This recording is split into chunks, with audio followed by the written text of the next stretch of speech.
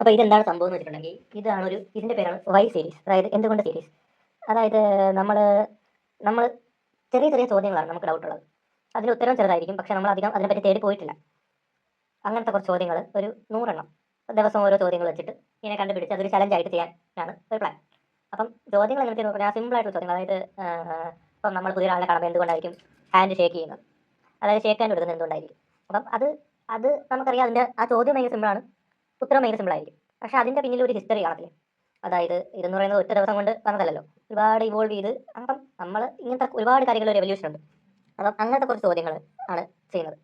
അപ്പം ആദ്യമായിട്ട് ഞാൻ സെലക്ട് ചെയ്യുന്നത് ഒരു സിമ്പിളായിട്ടുള്ളൊരു ചോദ്യമുണ്ട്. അതായത് എന്തുകൊണ്ടാണ് ഒക്ടോപസിന് നീല നിറത്തിലുള്ള ബ്ലഡ്, അതായത് ഒക്ടോപസിൻ്റെ ബ്ലഡ് നീല നിറത്തിലാണ്, അതെന്തുകൊണ്ട്.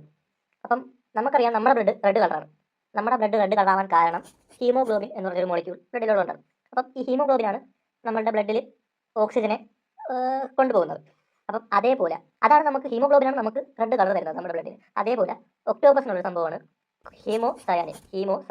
അപ്പം ഹീമോസയാനിൻ എന്ന് പറയുന്നത് ഒരു കോപ്പർ മോളിക്യൂളാണ്, കോപ്പർ ബേസ്ഡ് മോളിക്യൂളാണ്. അപ്പം ഇതാണ് ആരുടെ ഒക്ടോപസിൻ്റെ ബ്ലഡിലുള്ളത് ഹീമോസയാനിൻ. അപ്പോൾ ഈ ഹീമോസയാനിൻ കാരണമാണ് അവരുടെ ബ്ലഡ് നീല നിറത്തിൽ കാണുന്നത്.